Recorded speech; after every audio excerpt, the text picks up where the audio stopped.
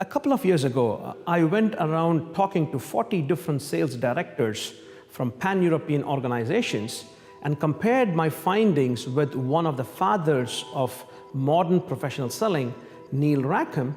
And essentially what we saw was that there were 6 key things that were happening that were keeping up salespeople up at night. The first aspect is regarding the fact that increasingly salespeople have to do differentiated selling. What do I mean by differentiated selling? If you have a great product, guess what? The product can be copied. Your product then runs the risk of being commoditized. So essentially salespeople today have to learn to differentiate their offer from that of the competition. Now, if you need salespeople to be selling solutions, what are we going to do with those products which are seen as commodities, and every sales process is then seen as a transactional sales process where there's not a lot of value created by your salespeople?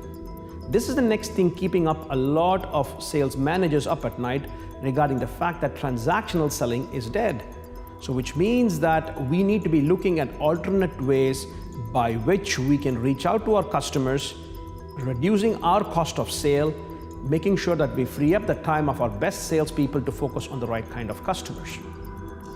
This then brings us to the next point, which is what kind of salespeople do you want? Do you need hunters, people who can go out there and do a lot of business development? Or do we need to have farmers, people who take care of existing customers?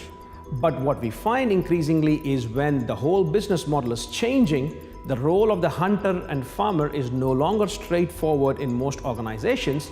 That leads to a profile which I term the breeders, people who have to do both hunting and farming, and this could prove very challenging depending upon the inherent profile of the salesperson.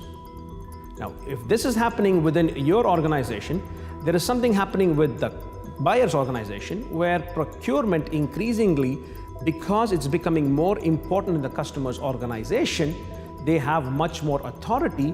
But along with great authority comes much more responsibility, and consequently what we say increasingly is professional buyers are becoming very, very risk averse.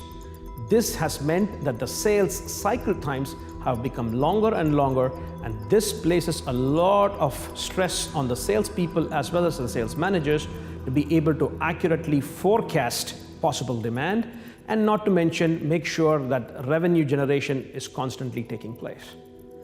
Now, linked to this is that you see that more and more buyers are focusing on increased request for proposal or RFP selling. The problem with RFP selling is the fact that if you as a salesperson go in only when you have a request for proposal, from the numbers that we got, most sales managers felt that 80% of your value creation was out of the way, which meant that you were dealing with 20% of value creation opportunities. Then the focus would be just on price. But of course, if the solution to break the RFP selling magnet is to actually go early in the sales process, the question is, how early do you want to go?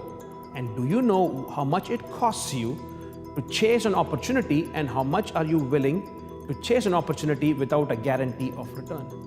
These are just some of the 6 things which a lot of sales managers feel is a big problem.